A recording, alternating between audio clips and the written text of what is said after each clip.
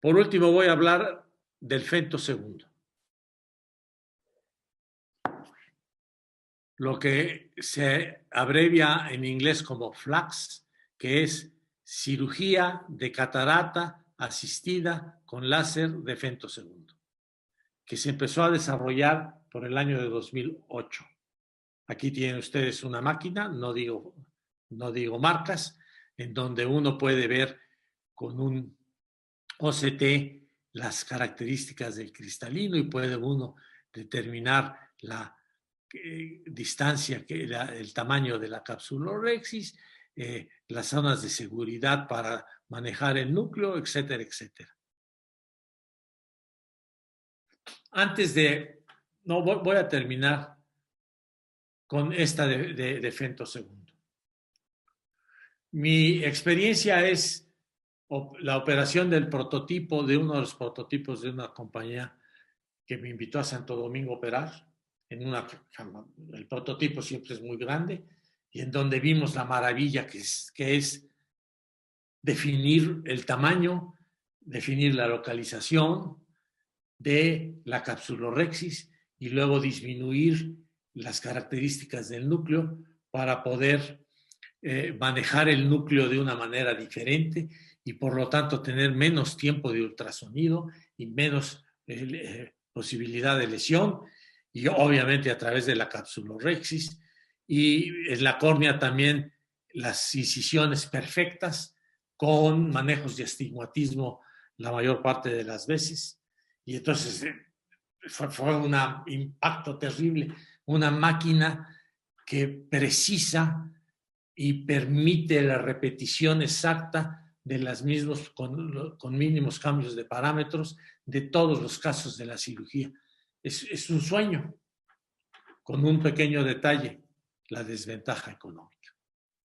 Y entonces nos vamos a estos dos artículos publicados el año pasado, 2020, en donde aquí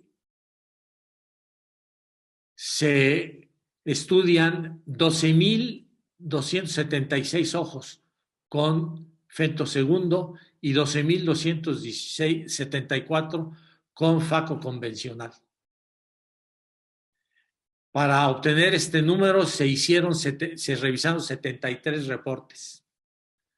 Y comparando todos los parámetros que ustedes se puedan imaginar, no se encontró una diferencia en el equivalente esférico, en el grosor corneal, en el tiempo de ultrasonido usado, ¿eh? Y las complicaciones al mes y a los 3 meses, ¿no? Hay pequeñas diferencias en el equivalente esférico, en el grosor corneal y en el ultrasonido usado. Obviamente son pequeñas las diferencias, pero sí existen. Pero en cuanto a la agudeza visual, a la porcentaje de ruptura de cápsula posterior y porcentaje de pérdidas endoteliales por la FACO, ambas técnicas son efectivas, seguras y sin diferencias a largo plazo. Entonces, esto es una demostración de que este sueño de una tecnología de última generación nos iba a permitir una mayor seguridad. Desgraciadamente, después de estos tipos de estudios, ya no hay diferencia a largo plazo entre una técnica y otra. Y este otro, también se revisaron 7 reportes, ¿no? Y al final la facoemulsificación manual, ¿no? Tomando en cuenta la visión, la salud visual y la seguridad, no hay diferencia. La única diferencia es que el femtosegundo cuesta mucho dinero adquirirlo y hay que cobrarle más al paciente. Esa es la desventaja. Entonces, como muchas técnicas en cirugía de otras especialidades, se desarrollan tecnologías increíbles, robóticas, etcétera, etcétera, y al final de cuentas se compara la técnica manual con la técnica automatizada y las diferencias para el paciente no son significativas. Esta es la realidad actual del FENTO segundo en cirugía de cataratas. Quiero hablar de un poquito de catarata congénita, que en forma más o menos paralela se desarrolló en nuestras manos. Cuando llegué al hospital en 70 hacíamos extracción lineal de CIAI, la técnica que se hacía. No teníamos telelupas, no teníamos luz coaxial, dejábamos más de la mitad de la corteza, el ojo se inflamaba enormemente y todos los ojos los teníamos que operar después para eliminar esa membrana fibrosa, y una vez que dejábamos el centro libre, el paciente tenía rehabilitación. Después empezamos a hacer árbol de Navidad porque en la extracción lineal usábamos la pinza de Fuchs que agarraba la cápsula y la desgarraba al cerrar la pinza. Después aprendimos a hacer árbol de Navidad, la corteza la hacíamos mejor, pero no fue hasta que usábamos el microscopio con retroiluminación cuando vimos realmente. En mis manos, cuando llegamos en 76 a la ceguera de Coyoacán, el maestro Raúl Santos llevó el primer ocutomo de O'Malley. Y en muy poco tiempo me permitió empezar a quitar cristalinos de catarata congénita con el ocutomo vía pars plana.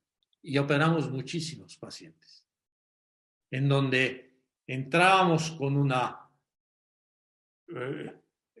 aguja al centro del cristalino a través de pars plana. El ocutomo también lo metíamos por una incisión en pars plana al centro del cristalino. Ahí aspirábamos y quitábamos todo el cristalino con todo y cápsulas, y luego hacíamos una vitrectomía anterior del centro del vítreo.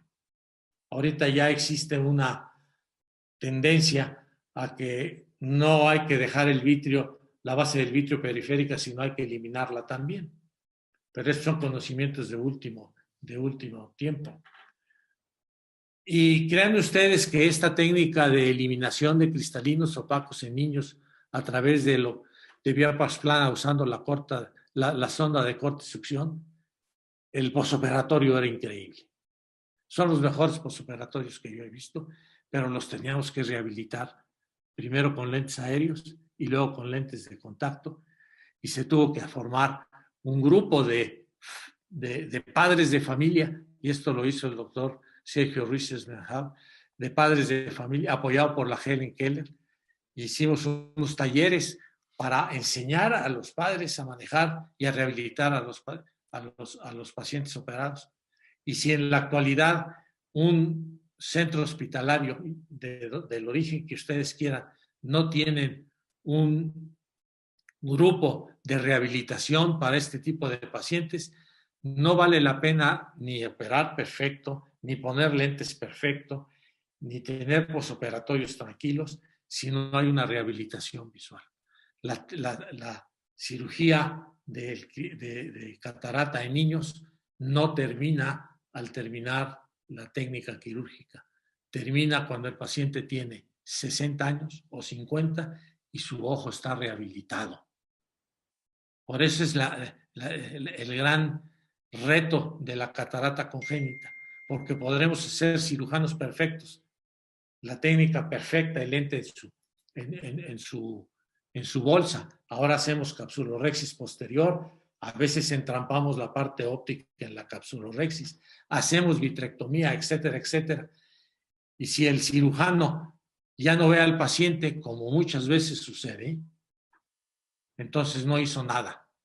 No sirvió de nada su técnica perfecta, porque no importa lo que hagamos, hay que rehabilitar al paciente y hay que asegurar hasta donde sea posible que ese ojo le va a ser útil. No en un año, no en 5 años, no en 10, en 50 o 60 años que el paciente viva, o más. Por eso pongo yo, el reto es el posoperatorio de toda la vida, no la cirugía, ni poner, ni hacer una facomulsificación perfecta, ni poner el lente perfecto en la bolsa, que aunque no es fácil, se puede hacer. Y las técnicas quirúrgicas y los equipos que tenemos ahora nos permiten en recién nacidos hacer técnicas depuradas, en niños menores de 2 años hacer técnicas depuradas. Por último, la otra regla en cirugía de catarata congénita. Si su técnica quirúrgica no es perfecta, entre comillas, no hay complicaciones absolutamente nada, no se debe de poner un lente intraocular. Se debe de dejar el ojo sin lente y después decidir qué hacer. Pero las peores evoluciones que yo he visto de pacientes operados en mi institución y en mi consultorio privado son ojos de niños que llegan después de 5 o 10 años, que se les metió el lente cuando el ojo tuvo pérdida de vitrio y por el egocentrismo del médico tiene que poner el lente a fuerzas, ¿verdad? Y destruyen el ojo a largo plazo. Esto de posoperatorio de toda la vida en esos casos es más determinante. Por último, como resumen, quiero comentarles lo que ya mencioné en toda mi experiencia de aprender, probar y adaptarme a la técnica quirúrgica a lo que yo estaba haciendo antes, la amistad y el conocimiento que adquirí del doctor Galán, del doctor Phillips y del doctor Fine fueron para mí definitivos. Los tres me enseñaron muchísimos pasos, ¿verdad?, de todas las técnicas y me permitieron ir cambiando y avanzando. Y obviamente en nuestro medio, la observación y amistad del maestro Cuevas, un cirujano extraordinario, con de autoenseñanza, todo lo desarrolló por su misma habilidad y lo enseñó a todo el mundo, sus técnicas primordialmente de córnea, pero en catarata era una maravilla ayudarle a operar catarata. Los conocimientos que adquirí de histología y de patología con casi 20 años que fui ayudante del maestro Gómez Leal, me permitieron tener una base anatómica extraordinaria. Hay muy pocos cirujanos que tienen una base de histopatología. Yo pienso que esto nos permite, primero, entender muy bien lo que estamos haciendo y poder hacerlo más rápido y quizás de una manera diferente. Y por último, el apoyo siempre permanente del maestro Sánchez Bulnes, que desde el principio nos fue orientando, guiando y apoyando en todos nuestros proyectos y nuestras inquietudes. Por último, 3 pequeños frases que pudieran resumir parte de lo que ustedes acaban de escuchar.